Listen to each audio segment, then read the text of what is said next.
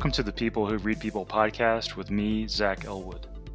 This is a podcast aimed at better understanding others and better understanding ourselves. You can learn more about it at behavior-podcast.com. America is deeply divided. A significant percentage of the country, roughly 60% of Republican voters, according to polls, believes that the 2020 election was not legitimate.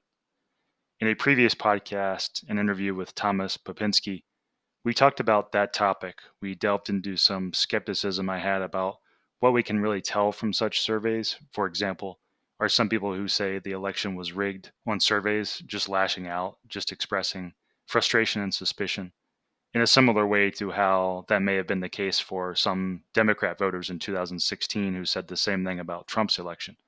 Clearly, distrust in our elections is a serious and concerning thing, especially when political leaders promote it. But I think we should be hesitant to reach firm conclusions about what such surveys tell us, considering how polarized we are and how our emotions can affect our answers. Related to these topics, you may have seen views expressed in articles and on TV news about the idea that America runs the risk of descending into a civil war of some sort, with significant violence. Often, as evidence to bolster these views, people will point to a specific recent survey that showed that the number of Americans who think that political violence may be justified has gone up significantly over the last few years. And that is worrying, but again, it seems some skepticism and uncertainty is also warranted. What exactly are those polls asking, and what factors might be influencing people's responses? Are there dangers to taking the worst case, most pessimistic interpretations of the data from such surveys, and how those interpretations might increase the fear and anger of people across the board? I'll read from a Washington Post article from January 2022 by Philip Bump. That there has been a broad discussion in recent days of the prospect of civil war in the United States is, by itself, telling. What drives public conversations is often nebulous, but here the proximate cause is obvious. 1 year ago Thursday, a violent mob surged into the Capitol in an effort to block the election of Joe Biden.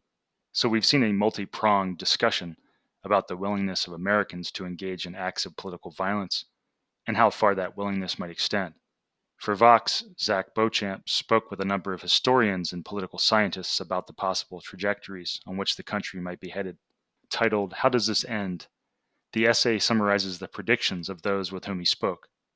Hotly contested elections whose legitimacy is doubted by the losing side, massive street demonstrations, a paralyzed Congress, and even lethal violence among partisans. But there were also notes of caution. Political scientist Josh Kurtzer found one component of Beauchamp's essay puzzling.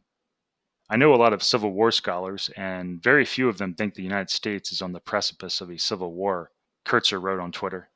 Meanwhile, journalist Josh Barrow thought Waldman's essay was frustrating. There's this whole segment that wants to talk more about authoritarianism, he wrote, describing one facet of the essay. To what end? Who are you convincing of what?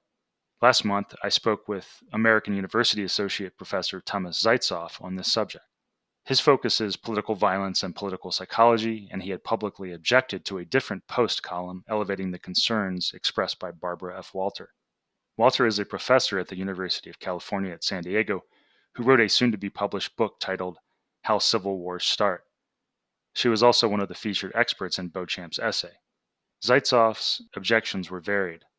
One, he explained to me, was that elevating concerns about civil war could be self-fulfilling. He used the example of two feuding neighbors who observe each other buying weapons and ammunition. The instinct would be to be similarly prepared, raising the risk of a confrontation. Another objection Zeitzoff offered was that surveys suggesting broad support for violence were often vastly overstating the effect, as demonstrated in part by the rarity of such events. Particularly compared with the 1960s and the 1970s, he pointed out, a period when political violence was far, far more common. So that was from the Washington Post article. So this episode of mine will be a talk with Thomas Zeitzoff, who was quoted in that Post article I just read. I first noticed Thomas's work on Twitter, where he had a Twitter thread making the points he made in that article. I'll read Thomas's full Twitter thread about that later. Thomas has also studied how social media can affect conflicts and wars, and he's done research on Ukraine. So we also talk a bit about his takes on the Ukraine-Russia conflict and about social media effects on society in general. Here's a little bit about Thomas taken from his site, Zeitzoff.com. That's Zeitzoff. He's an associate professor in the School of Public Affairs at American University. His research focuses on political violence and political psychology. He's particularly interested in the effects of social media and exposure to violence on political attitudes, why individuals fight, and how leaders mobilize supporters for conflict or peace. His research uses survey and experimental methods drawn from social psychology and behavioral economics, along with large N analysis. You can follow Thomas on Twitter at Zeitzoff. I've edited this interview a bit. Thomas and I talked first about the Ukraine-Russia conflict and the role of social media, but I've moved that to the end of the interview. So I'll start first with reading the Twitter thread that originally motivated me to want to interview Thomas. Here it is. Some thoughts on the idea that the U.S. is headed towards a civil war. 1. Polarization doesn't inevitably lead to civil war. 2. There's lots of other types of contention and violence that are more likely and common than civil wars. Riots, protests, intimidation, etc. 3. Focusing on the threat of civil war misses the nonviolent attacks on U.S. democracy that are happening at the state level and that are more consequential. 4. Like a bank run, repeatedly saying that we're headed towards a civil war can be a self-fulfilling prophecy. 5. In this debate, academics should offer sober analysis backed by evidence and highlight unforeseen threats. They should not indulge in sensationalist claims that we are likely headed towards a new civil war. So that was the Twitter thread from Thomas. Let's go now to the interview with Thomas Zeitzoff. How concerned are you that influential people are crafting some very pessimistic and worst case framings about the likelihood of violent outcomes in America and are unintentionally making worst case scenarios more likely? I'm concerned because I think, again, right, just like we were talking about how most people don't follow politics closely or care that much about politics, I also think that what's way overstated is the percent of people who actually support violence, right? We're talking about maybe 5 to 7% of the U.S. population, maybe 12%, depending on how you're framing it. And if you have like a really kind of quirky question framing, you could maybe get it to 15%. So this is Mm-hmm. still like a very small subset of the population. But right, political violence is never, generally, I wouldn't say never. I would say generally it's not framed as, look, let's go out and smash the other side, right? It's not Mm-hmm. we're Mm-hmm. going to just aggressively, go out there and beat people up. It's almost always framed in a kind of protective, right, framework. Is the other side is so bad, right, that we have to do something extraordinary. And I remember the now disgraced former head of Liberty University, Jerry Falwell Jr., had this, I think, tweet that kind of summarizes the view of basically, because one of the criticisms that a lot of evangelicals and Republicans were getting about their like full-throated support of former President Trump was, how can you support this person, right? He's done all these things that are antithetical kind of to your worldview. He's an adulterer, he's a self-proclaimed liar, cheater, etc. And Falwell kind of responded and said, basically, this is his tweet verbatim, is conservatives and Christians need to stop electing quote unquote nice guys. They might make great Christian leaders, but the U.S. needs street fighters like Donald Trump at every level of government because the liberal fascist Dems are playing for keeps and many Republican leaders are a bunch of wimps. Mm-hmm. And so that's basically saying, hey, the other side is so terrible. Liberal fascist Dems, right? That's not Mm-hmm. a small Dangerous. way of, it's not a, I respectfully disagree with Right, my right. esteemed colleagues, It's Democratic war. colleagues. Yeah. Um, Yeah.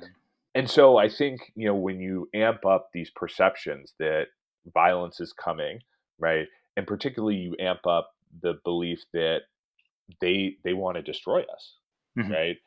That's when you can get a really bad spiral. And so that's why I think a lot of political scientists who study political violence are very queasy, both, in the sense that I don't think it's likely that we end up in a civil war. I think that's very unlikely, right? And we can talk about more why that I think that's very unlikely. But Mm-hmm. also that idea of we're headed towards a civil war also has this kind of, not a self-fulfilling prophecy, but a little bit of, well, if that's where we're headed, then we need to play hardball and kind of screw the other side. And one thing that struck me in this area, and you can tell me if I'm off base or not, it seems that the more academic and scholarly someone is on these topics related to political violence and democracy denigration and those kind of things, the more measured and careful and uncertain they are about, when they talk about what our situation really is and how bad it is. And it seems that the more incendiary, extreme kind of takes often come from, people who are more just writers, journalists, pundits, some of them not that knowledgeable about history or political violence in general, often just general culture or politics writers who might seem a bit myopic about these topics. And it seems that we're sometimes being driven into a frenzy by the least knowledgeable people. And I'm curious what you think of that observation. Yeah, so I was just kind of looking. I would say I largely agree with that, right? Is like people who are saying we're headed towards a civil war, it's partisan pundits who are trying to get attention, right? Or, sometimes scholars are like pushing some of those viewpoints. And if you actually read what they're pushing, it's actually much more nuanced. And it's like, well, if we categorize the civil war as, sustained combat between two sides and, you have some fatalities, it's like, well, the political violence that we've had for the last like 8 to 10 years, right, could be classified. I don't think we're in a civil war, right? Until we see people in the military, right, actively rebelling, and then that's where you have to really, really worry, Mm-hmm, mm-hmm, right? But we're not anywhere close to that. I do think, though, your point about I think academics and people who study political violence and democratic decline are very careful, but I think some of them are also worried, and I think they're worried less about the possibility of a civil war, but more about the worry of what does it mean when it becomes hard for one side to actually win free and fair mm-hmm, elections, right? And I think that's the concern that a lot of folks have is the concern in 2020, and I think beyond, is will Republicans accept Democrats winning? mm-hmm. And if they don't, What happens? right? Yeah. Yeah, and that's I think the big concern. Like Daniel Ziblatt, who was one of the co-authors on How Democracy Dies, and I think is not prone to hyperbolic statements. He's concerned Mm-hmm, and worried, and I am as well. Right? Is that I'm less worried about a civil war, and I'm much more worried about what happens when we have close mm-hmm, elections. mm-hmm, I mean, we've been following what's been going on in Wisconsin with this fake review of kind of it's a sham. It's a partisan sham review saying they're going to take away and decertify Wisconsin's electors. Right? There's no precedent for that. It's not legal. Right? It's a bunch of basically pseudo partisan posturing. But people always say the states are the laboratories of democracy. Also, they've been in the past laboratories of autocracy. A lot of our like democratic dysfunction, you can look at what happened in Wisconsin, in North Carolina, in Texas, right, in the lead up to 2020. Is there a lot of these kinds of contentions over voting rights, over certifying election, over gerrymandering started in the states first. And so I think there is definitely a worry that, okay, what happens the next time the election is close and partisan election officials try to ram something through? What is the recourse for that? mm-hmm, mm-hmm. Yeah. So, yeah, and to be clear, I think the takeaway is it makes sense logically to be worried and concerned about a whole range of things, but there's Hmm. that possibility that framing things as if these very violent outcomes are likely can accelerate the worst case things, which I think we are on the same page there. Um, Yeah. so maybe I thought it'd be interesting to get into a granular examination of what it means when people on surveys say something like, that they're for would theoretically be for violent action against the Hmm. government. Because I think, when I look at all these surveys recently of these kinds of questions and similar political questions, it always strikes me that there's various factors involved that make it hard to Hmm. reach much confident conclusions about what those results mean. And I'll look at this poll that got a lot of attention recently about the Civil War and violence kind of topics. Was a 2021 poll by the Washington Post and University of Maryland. It got like 1,000 or so Hmm. people responding, and the question that got the most attention was this one: do you think it is ever justified for citizens to take violent action against the government, or is it never justified? Hmm. And the answers one could choose were justified, never justified, or no opinion. And the newsworthy thing was that the number of people who said it was never justified had dropped from like 90% in the 90s to 62% with the latest poll. So about 1 in 3 people now said they believe that violence against the government can at times be justified, and that had increased substantially. So I'm curious, do you have any thoughts? Because there's a range of things you could point to in that question, that specific question, that would make it hard to draw from conclusions about what it means. And I'm curious if you have some thoughts about that question. Yeah, I mean, we could, this is like a very, like, actually, like a very, like, what does it mean when people answer survey, questions? I think that's Hmm. like the, In a polarized yeah, environment too. I think that's the other interesting thing. yeah. I mean, this is, Phil Converse, John Zoller, all these like scholars. This is like, it's like academics, and political scientists. When we see this, we're like, oh, don't, pull back the curtain on like how people answer surveys. We don't want to let the public know. But it's, I mean, yeah, it's complicated. So some people just say what's on the top of their head, right? Other people take cues from elites. Sometimes, people also like there's, evidence that certain, survey respondents troll, right, people. Like Mhm. I always think of it back to when I was in middle school and elementary school. We would take these, tests like the national tests basically on substance abuse, where they would ask you, have you done drugs? And they would always throw in like a fake drug like chromies, right? To see if like, because To check it. there were people like in your class, there'd be like a couple of kids who would say, I've done it all: meth, yes; heroin, yes; black tar heroin, yes; crack cocaine. In fifth grade, I've been smoking it, right?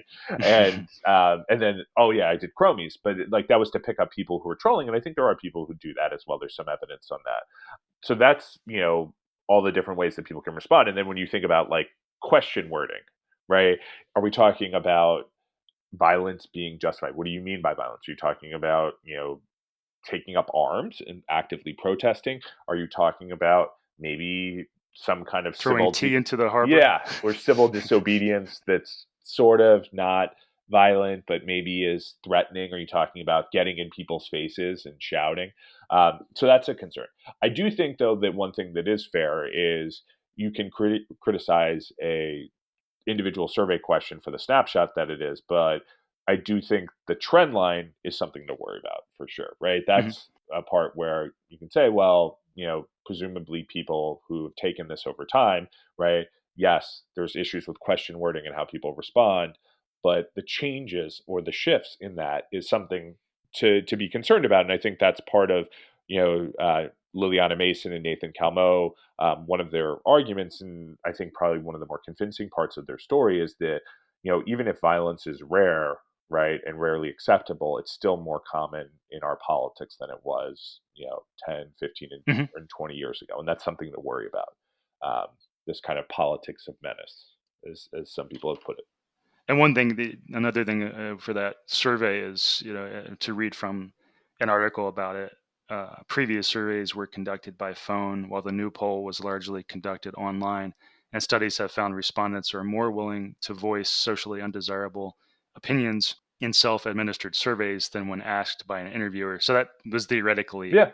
another thing, getting into how people are more willing to Yeah. say, so antisocial things or whatever when they're distant from a survey taker. No, yeah. And don't, when we could talk all about how it used to be that, response rates for surveys have dropped. And, it's crazy. Back in the day, they used to get like 70, 80% of people would respond and be willing to take a telephone survey when Gallup and they started doing Yeah, surveys. And now, it was exciting. yeah, no, it was, yes, I would be delighted to give my opinion on Congress. I have 70% of Americans trust Congress, right? We're way, way away from that. Yeah, now we're bombarded with questions all the time seeking our opinion, and we're kind of like burnt out. And to the trolling point, Trump has added to that in his animosity towards the media. I've seen conservatives basically say, like, when survey takers ask you questions, just lie to them because it's all fake news anyway, and we need to discredit them. So that's a real thing Or too. even if they're willing to answer the question, right?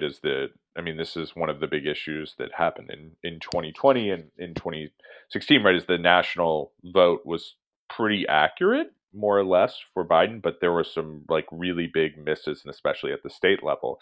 And part of this is that there are certain people who maybe have, they tend to be male, they tend to maybe have some high school, right? And they're you have very low trust, right? And we know that that is correlated with support for Trump. So it's actually really hard to figure out what are you supposed to do with that. Like the fact that you can't just reweight your survey. Those are people who are actually missing from the sample, but that matter a ton for voting, right? These are people who are socially alienated and or have low institutional trust. So they're not going to respond to your survey. And it's not that it's randomly Democrats or Republicans. It tends to skew towards Republicans, specifically towards people who are highly identified Trump supporters. So, Mhm.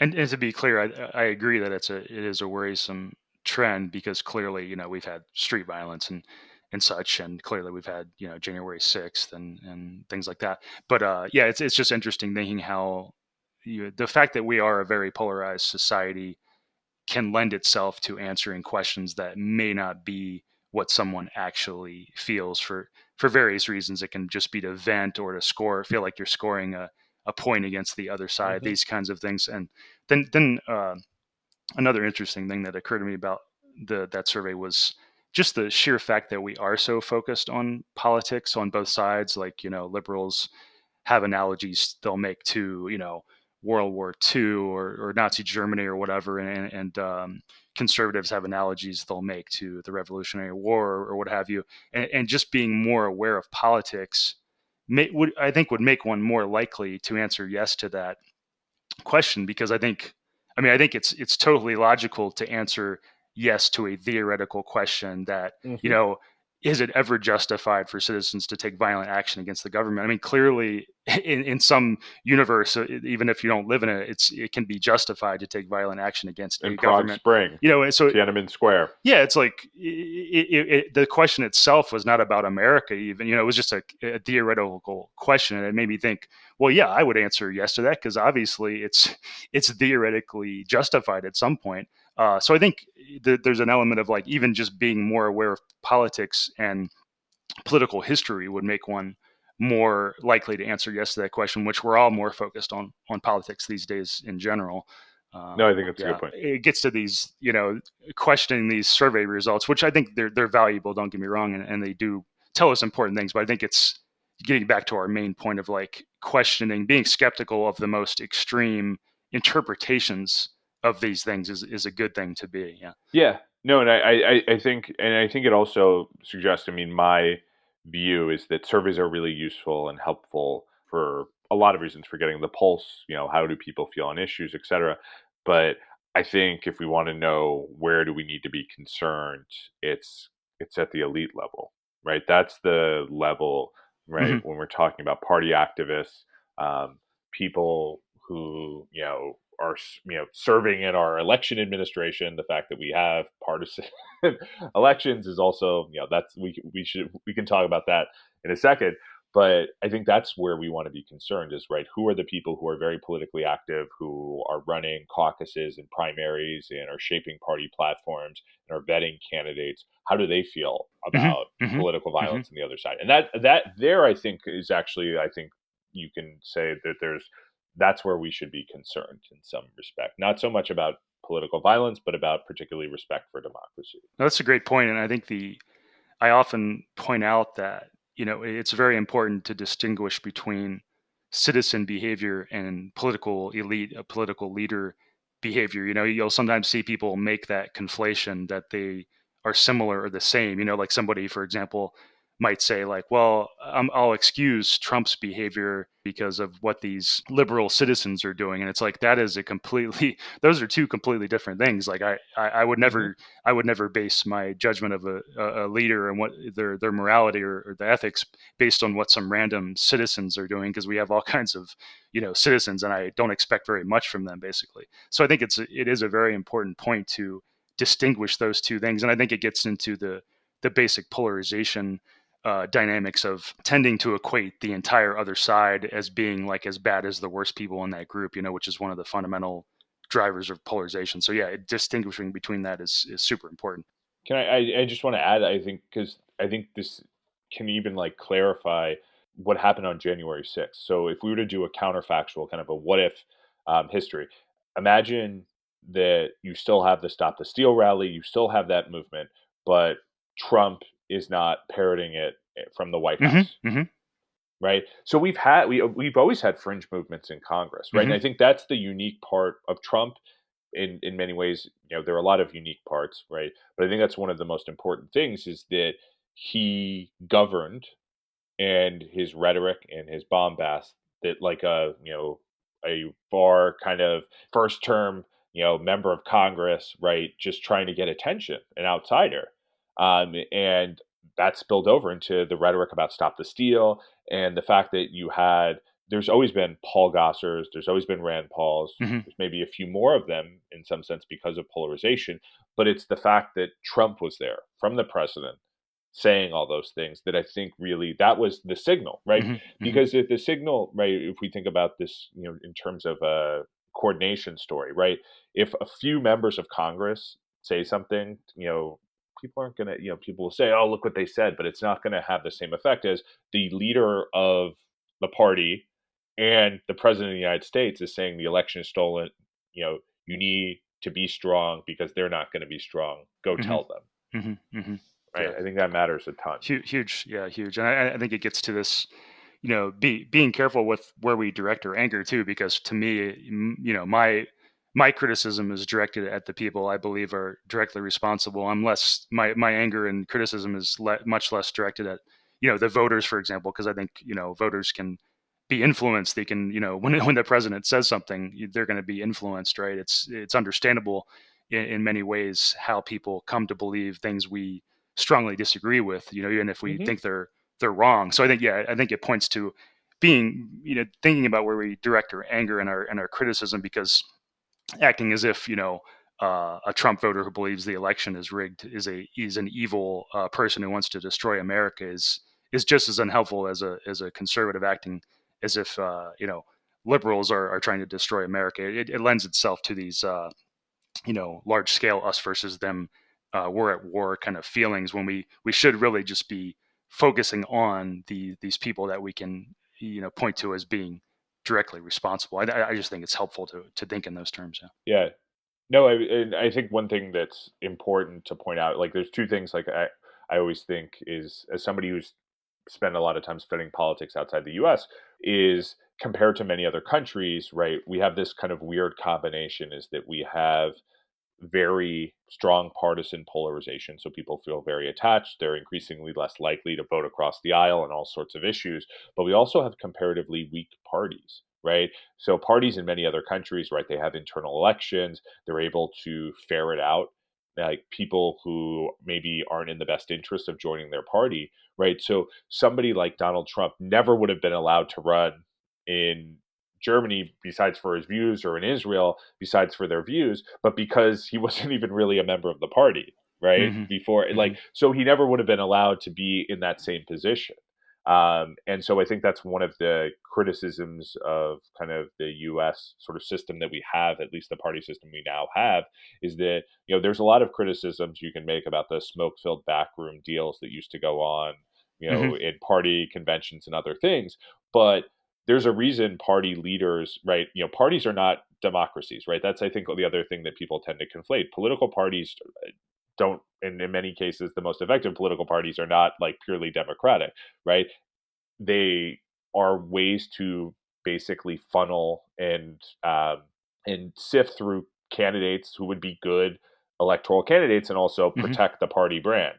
And I think, if we had stronger parties, you never would have seen Donald Trump being able to run. And also the other thing too is in most other countries he wouldn't be able to run again Hmm. right after what happened on January 6th. So that's one of the And I was reading, there's thoughts of how our, governmental system lends itself to more conflict. Like I was reading Ezra Klein's book, Mhm. Why We're Polarized, and he had a really good description of the criticism of how we have we can have a president and the Congress at odds, and it lends itself to both sides not having an incentive to Yep. compromise, because by helping, say you compromise and negotiated and help the other side, you're theoretically lending them a win, and it's for the next election cycle, which would help them. So, and there's a reason why when America has helped set up democracies in other countries, we don't use the system we have for that reason. And Mhm. so that these are all things that it's interesting examining the various factors that can lend themselves to polarization. And I think there's a lot of things,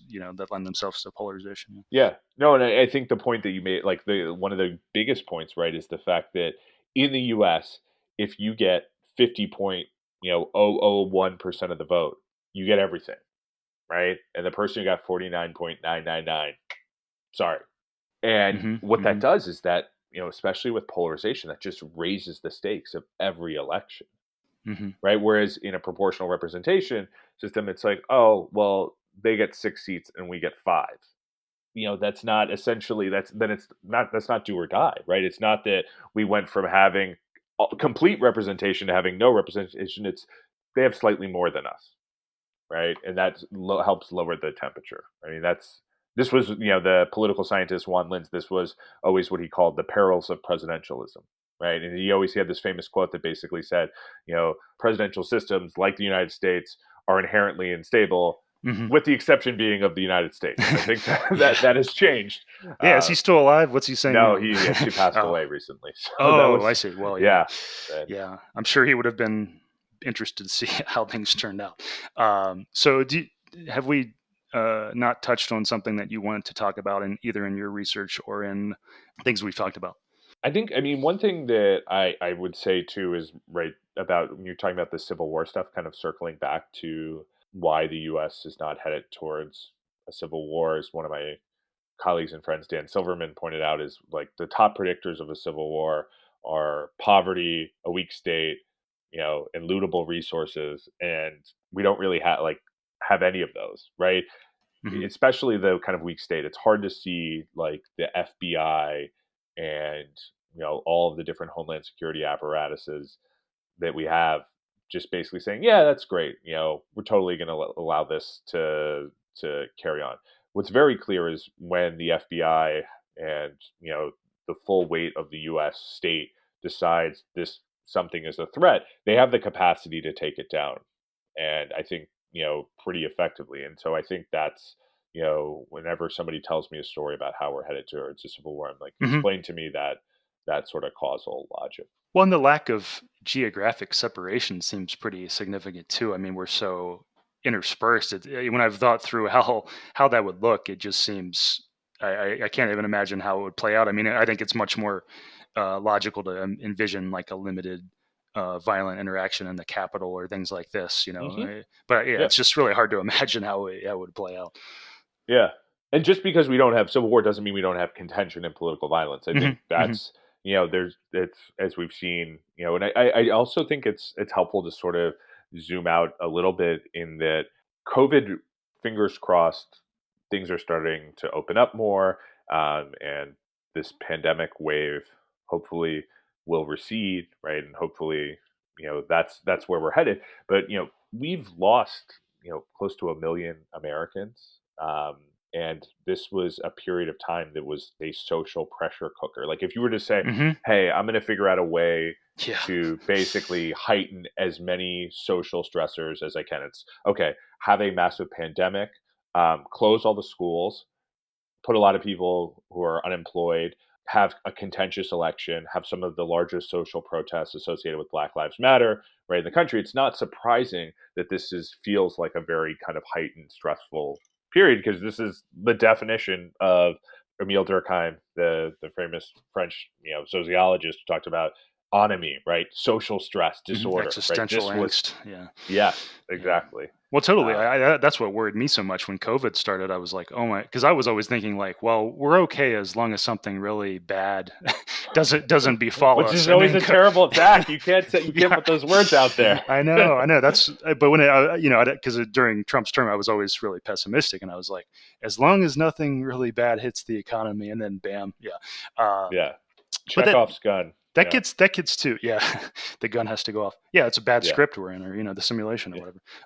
But yeah. that also gets to some forgiveness, I think, in terms of like I've seen so much kind of arrogance about like how could those people have done that during January 6th. But it's like, to me, I mean, we're going through the COVID effects of both financial stress and existential stress, and I've seen that affect liberal people I know in terms of like being more willing to go out and go into the streets and fight the cops in Portland, for example. So I think it points to having some empathy for the fact that we are in tough times, no matter how much you disagree or think people are stupid or misled. I mean, we are in trying times, in terms of COVID and how that affected us, and then our polarization and growing animosity. And I think it points to having a bit of empathy for the hardships that people can be going through, both psychologically and financially and stuff. No, I think that's right. I also think I would say though is that there is, when we're thinking about what went on at the Capitol and the insurrection, and then we're getting more out that maybe it was not just an insurrection, but also potentially like an auto golpe. That's which is very concerning. I think but it's separating from the citizens and the leaders again. Yeah. There were people there who were for sure like MAGA tourists who were hopped up and excited and trespassing, but there were also people there for bad, who were there with bad intentions, with zip ties, with oath keepers, with bear spray, and were there to, even though it was unlikely to succeed, we're trying to basically overthrow the seat of power. Yeah, and don't get me wrong, I'm not excusing all of that stuff. I'm more advocating for the less violent and less malicious people, and separating it from the leaders and the citizens kind of thing.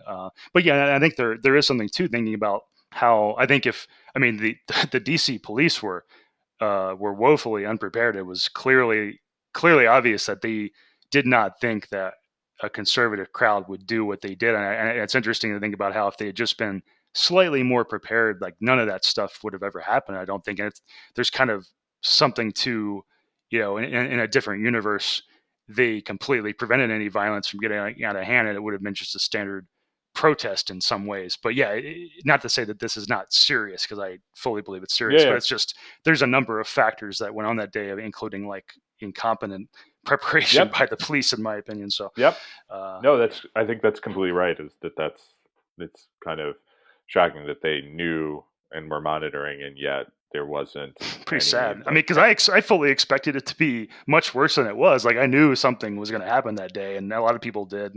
And it's kind of mind blowing that they would not prepare for that. Anything else you want to throw in? I know we're need to get going. So.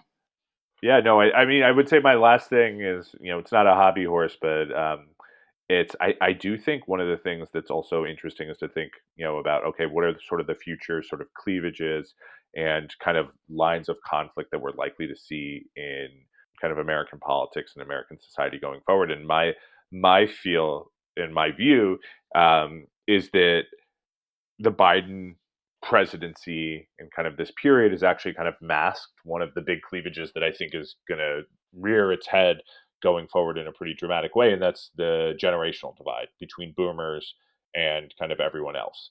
And I think, the fact that Biden is older and you have Nancy Pelosi and the Democratic leadership are older has kind of tamped that down.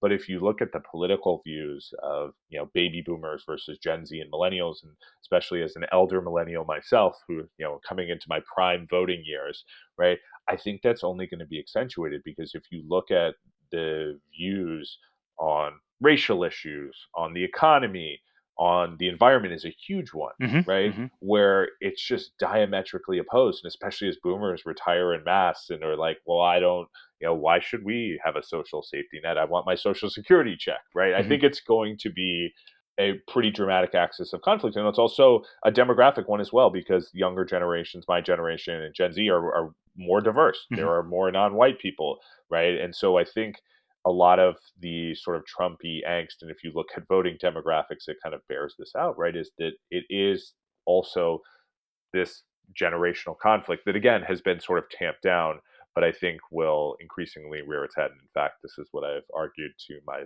baby boomer parents. Yeah, I think it's an interesting question, because I like to consider what the future topics of polarization will be. For example, cryptocurrency, is already starting to be pretty polarized. You had Ted Cruz the other day tweet something about how, of course, liberals don't like cryptocurrency because it's unregulated, and it just points to, there's no limit to the kinds of things that could theoretically be drawn into these polarization dynamics. I mean, some of them are more, I think, more predictable, like yours, but there's also these range of things that, as Michael Macy the researcher has examined, there's these things that don't have previous ties to existing political party stances, and they're liable to go either way depending on the chaos of polarization. So yeah. Anyway, I know you got to get going. So is there anything you want to say about how people can keep in touch with your work? Yeah, sure. You follow me on Twitter, Zeitzoff.com, or my website. And yeah, no, this was great, Zach. This was awesome to have a conversation. And also, it's funny, your crypto point also made me think too, right? That it's, if you look at like the Bitcoin crypto sort of caucus in Congress, it's not, it's strange bedfellows, right? Yeah, for sure. So I think that's also something, is that there are these weird, like the same thing with the letter that was signed by Paul Gosar and AOC telling Biden, like, don't commit U.S. troops, right? Sometimes politics can make strange bedfellows, and living through political realignment can be always very interesting, right? So Okay, here's the section where Thomas and I talk about the Ukraine-Russia conflict and the role of social media in that. And also, we just talk about social media dynamics in general. So maybe we could start with your research on social media and how social media impacts conflicts and violence. I'm sure you have some thoughts on the Ukraine-Russia conflict and how social media may have changed things in that conflict. Maybe you care to talk about that a bit. sure. I mean, yeah. I mean, first of all, it's terrible what's going on there. I mean, I've alluded to when we were chatting previously, is Ukraine is a country where I visited a lot. I have friends, I have colleagues there, and um, I've been staying in touch with them, which is again something that's before social media was very difficult, right? Before WhatsApp and other things, but so at first it's just terrible that there's basically this war, that Putin's war, kind of unprovoked, against Ukraine. And I do think one of the interesting things, and I think one of the things that if you would ask political scientists and other folks, I think they would be shocked at basically how Russia, with the misinformation machine of Russia, has kind of basically ceded social media to Ukraine. I mean, I think, yes, there are pockets always within the internet, in the West, where you can find obviously folks that are supporting Russia, whether it be Groypers, or people associated with Nick Fuentes and some of those folks. But for the most part, right, mainstream social media coverage is decidedly pro-Ukrainian, and there are a lot of reasons for that. One is that it's very clear that this was a decision that Russia made to invade Ukraine kind of without provocation. They tried to manufacture one, but even more so, right? People like David Goliath's story, and then Ukraine's kind of unique president Volodymyr Zelensky as a background as an actor. It's kind of story that if Tom Hanks starred in a movie about, or a TV show about him becoming president of the US called The American President, then starts a political party called The American President, then actually wins office, and then 3 years later is caught in a war. I mean, you would say that's a farce, that's ridiculous, but that's what's actually happening in Ukraine. And I think so that makes it for a very compelling story. And Zelensky, he's a comedian, showman kind of, and I think his leadership has surprised a lot of folks. So I think that also plays into it. A lot of charisma. Yeah. Yeah, for sure.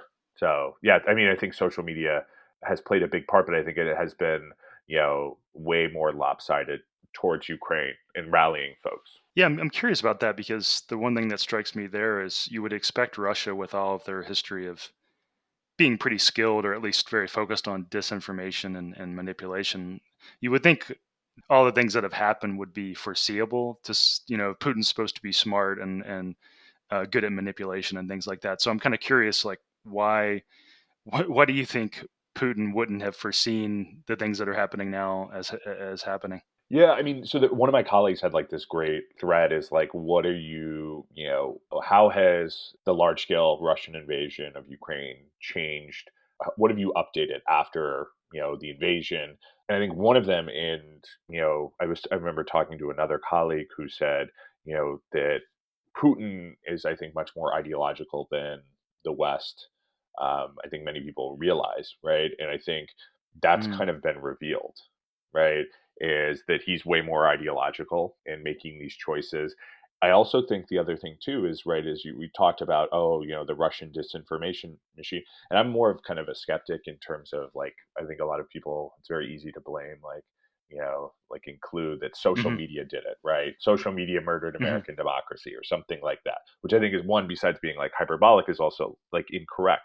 I think the reason why sometimes, Russian misinformation campaigns were effective is because they were essentially laundered through opinion leaders, particularly in the Republican Party. Hmm. With the exception of a few corners and maybe like Tucker Carlson, for the most part, most Republicans are, it's like you can have whiplash, right? That they voted against Trump for holding up weapons, for basically doing a shakedown on Volodymyr Zelensky uh, in October of 2020, but then, sorry, October of 2019. But what's interesting, right, is now they're very much pro-Ukrainian. So, right, I think there's also not that kind of like fertile conduit for Putin Mm. to sort of push his, and launder kind of Russian misinformation. So it looks very clunky.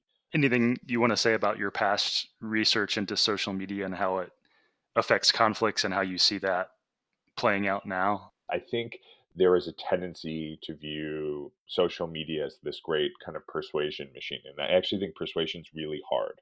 I think what social media can do, right? And again, most people aren't, consuming information on Ukraine, right? Most average Americans, I mean, they're seeing maybe a few things, but instead they're watching TikToks, right? They're, thinking about Dancing with the Stars or other sort of pop culture things. But for elites who pay attention a lot, right?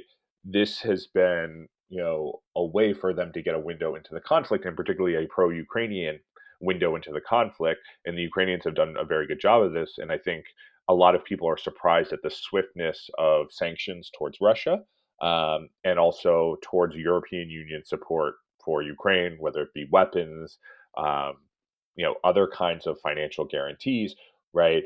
That's a big deal. And I think that's another thing that people wouldn't have guessed ex ante. And I think part of that again is, for people to very much see, within, different European capitals getting kind of this very pro Ukrainian, anti Russian viewpoint. I mean, I think it also, doesn't help that, like, again, Ukraine is a much weaker military country that, Putin clearly invaded and tried to engineer through ridiculous provocations. Yeah, that gets into something I was thinking about recently was the exaggerated views people have about the influence of social media or maybe media in general. I interviewed Dave Karp, a political Hmm. scientist, about this, and we talked about the exaggerated views that, for example, Cambridge Analytica had a big role in Hmm. the well known fact that political ads in general just don't do that much compared to other factors. Uh-huh. You can see social media as, on the one hand, it's an influential, like it can be persuasive, but on the other hand, the huge amount of media and content leads to some burnout, with too much content and desensitization with so much content. I think, that those kinds of things kind of can balance each other out. It's like you see so many things and you're like, well, is that really real? Is that Hmm. really real? So there's various, it's a lot more complex, I think, than people think. And that kind of gets into, I think a good tie-in maybe when we talk about the effects of social media. I mean, some people act as if it's some like separate sphere, like it's separate from other media, like it's separate from cable news, but all these things could be seen to be just an acceleration of being bombarded with different views and different ideas, like the cable news channels, in the internet age or the modern age amplified our bombardment with all of these things. And then social media is just adding another layer on top of that and making it more interactive, which maybe engages our emotions more. But I'm curious Hmm. if you see, these things as, being a lot more complicated than is often talked about. Yeah, I mean, you're going to get the academic version of me that says, yes, it's more complicated, right? But I think it's complicated in like in it's maybe helpful, like, and I think you teed it up nicely to think about some of these things of how it's more complicated. So I think one of the things that people mistake is they mistake clicks and engagement for persuasion. So I Hmm. can get you Hmm. to click on something, right? That's very easy. I show you something super provocative, like, 10 things about Barack Obama and Joe Biden's secret relationship. Hmm. Number 9 is going to blow your mind. right? I probably, and if I had like some really nice graphic, I could get you to click on that, right? Am I going to persuade you to vote against Joe Biden or Barack Obama? Probably not, Mm-hmm. right? Um, so that's, I think, one of the things. I think the other thing, too, is that, when we're thinking about like these strategies for what is social media doing, so the kind of conventional wisdom, like that Russia hacked our democracy, or social media is killing our democracy, or Facebook is engineering people to be, is engineering people to be really unhappy. I think that's way overblown, right? That's the persuasion story. I think the understudied part of this is the coordination story, right? So it's not that, social media is changing people's minds, but maybe what social media is doing, already people, for instance, in the Ukraine case, people, the Russia-Ukraine war, right? People who already maybe sent, sympathetic to the Ukrainian cause are becoming more aware of it, and they want to do something about it, Mm-hmm. right? So I think instead of persuasion, you're maybe getting an activation effect, right? And that's a different story, but I think it's also I think it's an important. Yeah, and then there's, it's kind of this magnification effect. It's like focusing everyone's Mhm. attention on one thing, which is a relatively new phenomenon, but it blends into exactly what cable news does. It's just on a maybe a broader scale. The ability to focus a large population's attention on one thing is a relatively new phenomenon, and it leads to, it can lead to exaggerations or overcorrections and overreactions, but it's a continuation of things that have already been happening in other media. But do you think? I mean, yeah, but I mean, the one point where I would like push back. So I totally agree, right? Is that you can't separate what happened with like on Twitter from the fact that tweets also get blasted across Fox News and CNN, right? So like, if Trump is not, when he was president, he was not tweeting in this just into Twitter, they would get covered, Hmm. right? His tweets and other things, and so that was part of that ecosystem. But I also think the other thing too that we forget is, right, is that, one of my good friends and colleagues, Michael Bang Peterson, he's a professor at Aarhus in Denmark, and he gave this really he had this really nice, thread on Twitter about social media. It was very meta, right? About his testimony that he gave in front of the Danish parliament, right? Is that like, and to summarize what he was saying, is that social media is basically a place of very intense polarization, Hmm.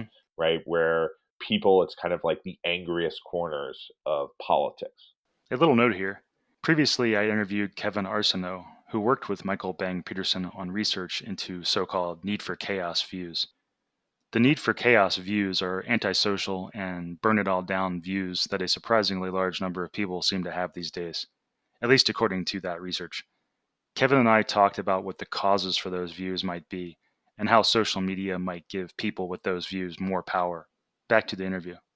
It reflects offline cleavages, but I think the additional addendum to that is most people don't care about politics, Hmm. right? Most people care more about sports. They care more about other things. They have a very surface level understanding. So the people that care very intensely about politics and are following it on social media, those are people who are voting in primaries, right? I think the turnout for Democrats in the primary was 6%, and for Republicans, it was 11% in Texas, right, last night.